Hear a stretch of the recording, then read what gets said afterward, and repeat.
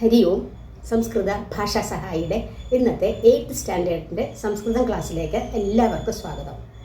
തൃതീയ പാഠമാണ് നമ്മൾ പഠിച്ചുകൊണ്ടിരുന്നത്. അത് സുഭാഷിതരസം പീത്വ ജീവനം സഫലം കുരു എന്നുള്ള പാഠമായിരുന്നു. അതിൽ 4 സുഭാഷിതങ്ങൾ നമ്മൾ എടുത്തു. ഇനി അടുത്ത 5ാമത്തതാണ്. ടെക്സ്റ്റിലെ പേജ് നമ്പർ 28 ആണ്. Page number 28. ഞാനിവിടെ ബോർഡിൽ എഴുതിയിട്ടുണ്ട് 5ാമത്തെ സുഭാഷിതം. നോക്കിക്കോളൂ. അഷ്ടൗ ഗുണാഃ പുരുഷം ദീപയന്തി പ്രജ്ഞാ ച കൗല്യം ച ദമഃശ്രുതം ച പരാക്രമശ്ച അബഹുഭാഷിതാ ച ദാനം യഥാശക്തി കൃതജ്ഞതാ ച. ഒന്നുകൂടെ. അഷ്ടൗ ഗുണാഃ പുരുഷം ദീപയന്തി പ്രജ്ഞാ ച കൗല്യം ച ദമഃശ്രുതം ച പരാക്രമശ്ച അബഹുഭാഷിതാ ച ദാനം യഥാശക്തി കൃതജ്ഞതാ ച. ഇതിൽ വെർബ് ക്രിയ ഏതാണ്? ദീപയന്തി.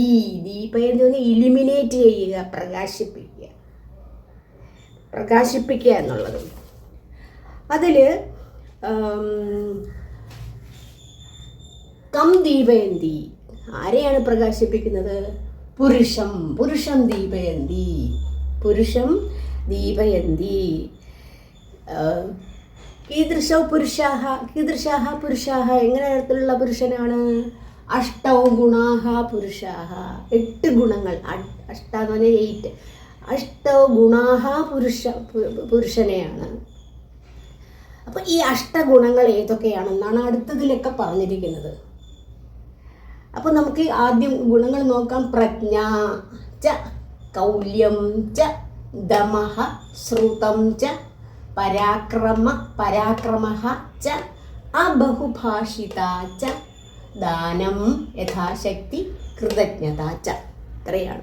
നമുക്ക് അന്യം നോക്കുമ്പോഴത്തേക്ക് അതിൻ്റെതറിയാം. അപ്പം പുരുഷൻ പ്രകാശയന്തി. എന്തൊക്കെ കാര്യങ്ങളാണ് ഇവിടെ ഇത് തൊട്ടാണ് അത് തുടങ്ങുന്നത്. എന്തൊക്കെ കാര്യങ്ങളാണ് ആ പുരുഷൻ? അഷ്ടൗ ഗുണാഃ ഏതൊക്കെയാണെന്നാണ്. അഷ്ടൗ ഗുണാഃ കഹ. അത് നോക്കിക്കോളൂ. ആദ്യത്തത് അന്വയം നോക്കാം. അന്വയുമ്പം ആദ്യം പുരുഷൻ്റെ ഗുണങ്ങളാണ് ആദ്യം പറയേണ്ടത്. അവിടെ ഗുണങ്ങൾ ഏതൊക്കെയാണ്? പ്രജ്ഞ. ഇവിടെ ച പിന്നെ പറഞ്ഞാൽ മതി. പ്രജ്ഞ, കൗല്യം, ദമഃ, ശ്രുതം, പരാക്രമഃ. ഇവിടെ ച അബഹുഭാഷിത. ഇവിടെ അബഹുഭാഷിതയാണ്. അബഹുഭാഷിത. പിന്നെ ദാനം യഥാശക്തി ദാനം. കൃതജ്ഞത ച. പിന്നെന്താണ്? ഇതി എന്ന് തുടങ്ങിയ ഇത്യേതേ. ഇതി പ്ലസ് ഏതയാണ്? ഇത്യ. അത് നമ്മൾ അവിടെ ആഡ് ചെയ്യണം. ഇത്യേതേ. എത്ര ഗുണങ്ങൾ? അഷ്ടൗ ഗുണാഃ പുരുഷം ദീപയന്തി. അപ്പോൾ ആദ്യത്തെ ഗുണങ്ങൾ വേണം ആദ്യം പറയാൻ. ആദ്യം ഗുണങ്ങൾ പറയാം. അപ്പോൾ ആദ്യം ഗുണം പറഞ്ഞാൽ എന്തോന്നാണ്? പ്രജ്ഞ. പ്രജ്ഞ എന്ന് പറഞ്ഞാൽ എന്താ? ബുദ്ധിയാണ്. ബുദ്ധി. എങ്ങനെയുള്ള ബുദ്ധി?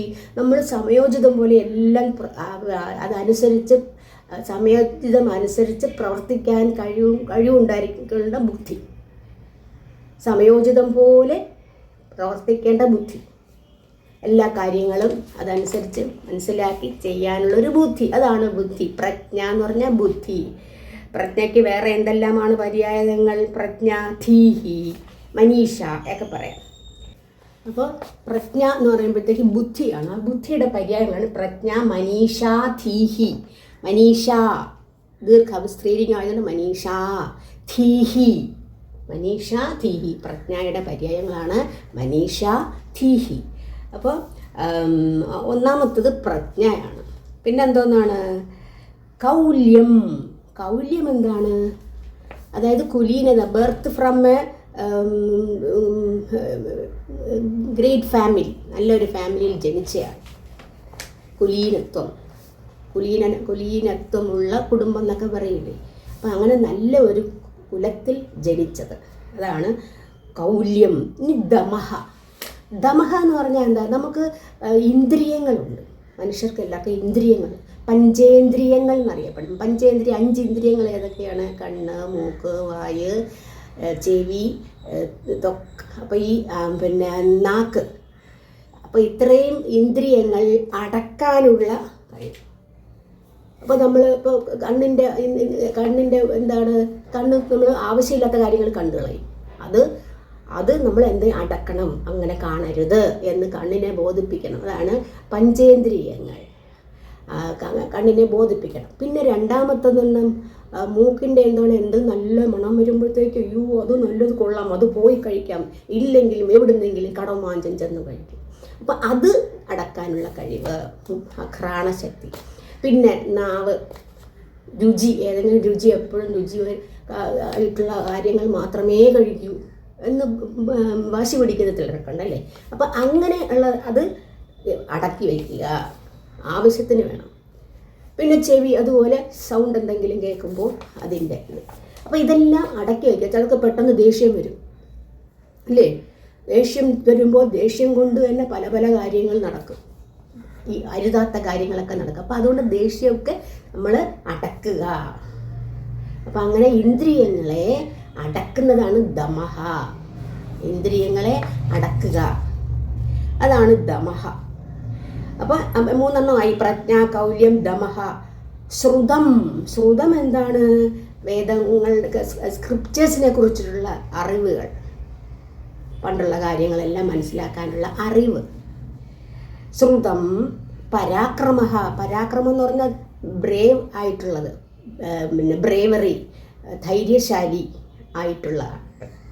പിന്നെയോ ബഹുഭാഷിത. ഇവിടെ നോക്കിയോളൂ, ബഹുഭാഷിത എന്നുള്ളത് പരാക്രമശ്ച അബഹുഭാഷിത. ഇവിടെ പരാക്രമ ഞാനവിടെ എഴുതാം.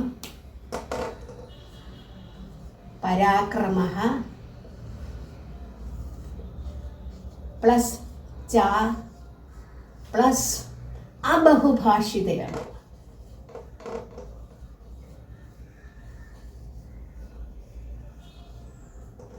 അബഹുഭാഷിത എന്താ എൻ്റെ അർത്ഥം? പരാക്രമം അറിയാം, വേലർ, ധൈര്യശാലി. പിന്നെ ബഹുഭാഷിത എന്ന് പറഞ്ഞാൽ എന്താ? ചുമ്മാ സംസാരിക്കുക, ആവശ്യമില്ലാതെ സംസാരിക്കുക, അതൊരു കാര്യവും കാണില്ല. അതാണ് ബഹുഭാഷിത. അതിൻ്റെ ഓപ്പോസിറ്റാണ് അബഹുഭാഷിത. അതായത് സംസാരം കുറവാണ്, പക്ഷേ ആ പറയുന്ന സംസാരത്തിൽ തന്നെ എല്ലാ കാര്യങ്ങളും ഉൾക്കൊള്ളും. ആ രീതിയിലുള്ള സംസാരം, ആ സംസാരം കൊണ്ട് എല്ലാ കാര്യങ്ങളും പുറത്ത് വരുന്നു, എല്ലാ കാര്യങ്ങളും അതിലടങ്ങിയിരിക്കും. ചുമ്മാ സംസാരിച്ചുകൊണ്ട് കാര്യമില്ല, പക്ഷേ സംസാരിക്കുന്നതിൽ നല്ല കാര്യങ്ങളും നല്ല പിന്നെ പൊതുജനങ്ങൾക്ക് ഇഷ്ടപ്പെടുന്ന കാര്യങ്ങളും ഒക്കെ ആയിരിക്കണം. അതാണ് ബഹുഭാഷിത. പിന്നെ ബഹുഭാഷിത പിന്നെന്തോന്നാണ്? യഥാശക്തി ദാനം കൊടുക്കുക. എല്ലാവർക്കും ദാനം കൊടുക്കണ്ടേ? യഥാശക്തി, നമ്മുടെ ശക്തിക്കനുസരിച്ച്, നമ്മളിൽ ഉള്ളതനുസരിച്ച് മറ്റുള്ളവർക്ക് ദാനം കൊടുക്കുക. ഉള്ളതനുസരിച്ച്. അപ്പോൾ എല്ലാം വാരിക്കൊണ്ട് നമ്മൾക്കൂടെ എല്ലാം കൊടുക്കണം എന്നൊന്നും പറയില്ല. യഥാശക്തി, നമ്മുടെ ശക്തി അനതിക്രമയാണ് യഥാശക്തി എന്നുള്ളത്. യഥാശക്തിക്കനുസരിച്ച് ദാനം കൊടുക്കുക. പിന്നെയോ കൃതജ്ഞത എന്താണ്? നമ്മളിപ്പോൾ ആരെങ്കിലും നമുക്ക് എന്തെങ്കിലും സഹായം ചെയ്തു തന്നു, അപ്പം നമ്മളെന്ത് ചെയ്യണം? നന്ദി പറയണം അല്ലേ, അവർക്ക് താങ്ക്സ് പറയണം. അതാണ് കൃതജ്ഞത. അപ്പോൾ കൃതജ്ഞത അവിടെയാണ് പ്രയോഗിക്കേണ്ടത്. അവസാനം ഇത് കവിത ഇത് പോയത്തിലെങ്ങാണ് ഇടയ്ക്കിടയ്ക്ക് ചെയ്തു, പക്ഷെ അന്യം വരുമ്പോൾ അവസാനം ഇനി അടുത്ത് നമ്മൾ ആഡ് ചെയ്യേണ്ട ഇതെല്ലാം ഇത്യേതേ ഇതി പ്ലസ് ഏതയാണ് ഇത്യേതേ. ഇത്യേതേ ഇതി പ്ലസ് ഏതേ ഇത്യേതേ. ഇങ്ങനെയുള്ള ഈ രീതിയിലുള്ള അഷ്ടൗ ഗുണാഹ 8 ഗുണങ്ങൾ പുരുഷം ദീപയന്തി, പുരുഷനെ പ്രകാശിപ്പിക്കുന്നു. ഇങ്ങനെയാണ് അന്വയം. അപ്പോൾ ടെക്സ്റ്റ് നോക്കിക്കോളൂ, ഒന്നും കൂടെ ഞാൻ വായിക്കാം. പ്രജ്ഞ, കൗല്യം, ദമ, ശ്രുതം, പരാക്രമ, അബഹുഭാഷിത ച യഥാശക്തി ദാനം കൃതജ്ഞത ച. ഇത്യേതേ അഷ്ടൗ ഗുണാഹ പുരുഷം ദീപയന്തി, പുരുഷനെ പ്രകാശിപ്പിക്കുന്നു. ആ ബഹുഭാഷിത മനസ്സിലായില്ലേ? അതായത് സ്പീക്കിംഗ് ലെസ്, കുറച്ച് സംസാരം, ബട്ട് മീനിങ് ഫുള്ളി. ആ സംസാരത്തിൽ മീനിങ് ധാരാളമുണ്ട്. ആ രീതിയിലുള്ള സംസാരമാണ് ആ ബഹുഭാഷിത. ഇനി അതിൻ്റെ ഭാവാർത്ഥം നോക്കിക്കോളൂ. ടെക്സ്റ്റ് പേജ് നമ്പർ 28 ആണ്. ഭാവാർത്ഥ അഷ്ടഭിഃ ഗുണൈഃ യുക്തഃ മാനവഃ സർവദാ സമാജേ സമ്മാനം പ്രാപ്നോതി. സമ്മാനം കിട്ടുന്നു എന്ന് പറഞ്ഞാൽ എല്ലാവരും ബഹുമാനിക്കുന്നു. കുത്ര, എവിടെയാണ് ബഹുമാനിക്കുന്നത്? സമാജേ, സമാജത്തിൽ, നമുക്ക് നമ്മുടെ ലൊക്കാലിറ്റി. സമാജേ സർവദാ സമ്മാനം പ്രാപ്നോതി, എപ്പോഴും സമ്മാനം ലഭിക്കുന്നു എന്ന് പറഞ്ഞാൽ സമ്മാനം കൊടുക്കുക എന്നുള്ള അർത്ഥമല്ല, അവർ നമ്മളെ ബഹുമാനിക്കുന്നു എന്നർത്ഥം. അഷ്ടഭിഃ, ആരെയാണ്? അഷ്ടഭിഃ ഗുണൈഃ യുക്തഃ മാനവഃ. പുരുഷഃ എന്ന് പറഞ്ഞില്ലേ? പുരുഷ എന്ന് പറഞ്ഞാൽ മാനവഃ, മനുഷ്യഃ. ഈ അഷ്ടഗുണങ്ങൾ, ഗുണൈഹി എന്നുള്ളത് തൃതീയ ബഹുവചനം. അതുകൊണ്ടാണ് അഷ്ടഭിഃ, അത് തൃതീയ ബഹുവചനമാണ്. 8 ഗുണങ്ങളാൽ യുക്തനായിട്ടുള്ള മാനവഃ, മനുഷ്യൻ, സർവദാ സമാജേ സമ്മാനം പ്രാപ്നോതി. മനസ്സിലായില്ലേ? വിശേഷജ്ഞാനം, അതിൽ ആദ്യത്തേതാണ് വിശേഷജ്ഞാനം. വിശേഷജ്ഞാനമാണ് സമയത്തിനനുസരിച്ച് എല്ലാം പ്രവർത്തിക്കാനുള്ള ഒരു കഴിവ്, ബുദ്ധി ഉപയോഗിച്ച് പ്രവർത്തിക്കാനുള്ള കഴിവ്. കുലീനത, നല്ല ഫാമിലിയിലാണോ നല്ല കുലത്തിലാണോ ജനിച്ചത്. സംയമഃ, എല്ലാം അടക്കാനുള്ള കഴിവുണ്ട്. വേദാദീനാം ശാസ്ത്രാണാം ജ്ഞാനം, അതിൻ്റെ എന്താ ശ്രുതം എന്ന് പറഞ്ഞില്ലേ? ശ്രുതം എന്ന് പറഞ്ഞാൽ വേദങ്ങളുടെ ജ്ഞാനം. അതുപോലെ ശാസ്ത്രങ്ങളുടെയൊക്കെ ജ്ഞാനമുള്ള ആളായിരിക്കണം. അല്പഭാഷിത, വളരെ കുറച്ച് സംസാരിക്കുന്ന ആൾ, എന്നാൽ അതിൽ നല്ല മീനിങ് ഉള്ള സംസാരമായിരിക്കും. പിന്നീട് സാമർഥ്യാനുസാരം ദാനശീലനായിരിക്കണം. സാമർഥ്യാനുസാരം ദാനശീലത. കൃതജ്ഞത മനസ്സിലായി. താങ്ക്സ്, മറ്റുള്ളവർക്ക് നന്ദി പറയാനുള്ളൊരിത് വേണം. അതായത് അതനുസരിച്ച് പ്രവർത്തിക്കുക. ഇങ്ങോട്ട് വല്ലതും ചെയ്ത് കഴിയുമ്പോൾ തിരിച്ച് കൊത്താൻ നിൽക്കരുത്. തിരിച്ചെന്ത് ചെയ്യണം? അവർക്ക് ഉടനെ എന്തെങ്കിലും അവർക്ക് പ്രശ്നം ഉണ്ടാക്കി വെക്കാത്ത തരത്തിലുള്ളതായിരിക്കണം. ഇത് അഷ്ടൗ ഗുണാഹ സന്തി. ഇതാണ് അഷ്ടൗ ഗുണാഹ സന്തി.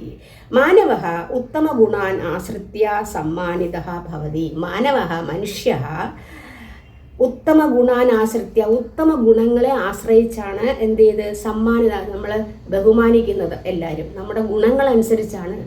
ചിലർ കാണുന്നില്ലേ, പത്രങ്ങളിലേക്ക് കാണാണ്ട് ഏത് സമയം ചുമ്മാ വഴക്കടിച്ച ആവശ്യമില്ലാതെ മറ്റുള്ളവരെ ഉപദ്രവിച്ചൊക്കെ നടക്കുന്നു. അവരെയൊക്കെ ബഹുമാനിക്കും ആരെങ്കിലും? ഇല്ല. അതുകൊണ്ട് അതഃ ഉക്തം, അതുകൊണ്ടൊരു പറച്ചിലുണ്ട്. എന്താണ്? ഗുണവാൻ പൂജ്യതേ നരഃ. ഗുണവാൻ പൂജ്യതേ നരഃ. ഗുണവാൻ നരഃ പൂജ്യതേ എന്നാണ്.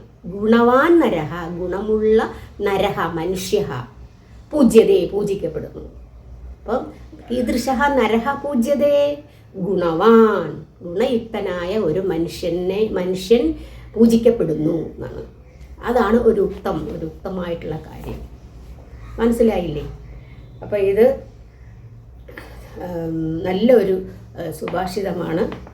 ഇന്നത്തെ ഇതുമായിട്ട് നോക്കുമ്പോഴത്തേക്ക് വളരെ നല്ലൊരിതാണ്. മനുഷ്യൻ എങ്ങനെയുള്ളവരായിരിക്കണം, നല്ല മനുഷ്യൻ എങ്ങനെയുള്ളവരായിരിക്കണം എന്നാണ്. ഒന്നും കൂടെ വേണമെങ്കിൽ ഇത് വായിച്ചു തരാം നിങ്ങൾക്ക്. ഇവിടെ വരുമ്പം തെറ്റ് ചിലപ്പോൾ. അഷ്ടൗ ഗുണാഃ പുരുഷം ദീപയന്തി പ്രജ്ഞാ ച കൗല്യം ച ദമശ്രുതം ച പരാക്രമശ്ച അബഹുഭാഷിതാ ച പരാക്രമശ്ച ബഹുഭാഷിതാ ച ദാനം യഥാശക്തി കൃതജ്ഞതാ ച പരാക്രമഃ ച അബഹുഭാഷിത. അതാണ് പരാക്രമശ്ച ബഹുഭാഷിത. ഇതാണ്. ഇനി അടുത്തത് അപ്പം കെ ദീപയന്തി, ആരാണ് പ്രകാശിക്കുന്നത്? പുരുഷാഹ ദീ. കീദൃശാഹ പുരുഷാഹ, എങ്ങനെയുള്ള പുരുഷൻ? അഷ്ടൗ ഗുണാഹ പുരുഷः അഷ്ടൗ ഗുണാഹ പുരുഷः. ഇനി അഷ്ടൗ ഗുണാഹ കെ, അഷ്ടൗ ഗുണങ്ങൾ ഏതൊക്കെയാണ്?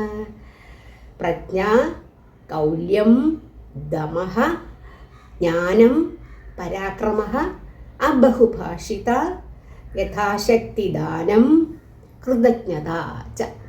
ഇത്രയാണ് അഷ്ടൗ ഗുണാഹ. മനസ്സിലായി കാണുമെന്ന് വിശ്വസിക്കുന്നു. അപ്പോൾ ഇനി നമുക്ക് അടുത്ത സുഭാഷിതം അടുത്ത ക്ലാസ്സിൽ നമുക്ക് നോക്കാം. അപ്പോൾ ഇന്നത്തെ ക്ലാസ് ഇവിടെ പൂർണ്ണമാകുന്നു. അടുത്ത ക്ലാസ്സിൽ കാണുന്നവരെല്ലാവർക്കും നന്ദി, നമസ്കാരം.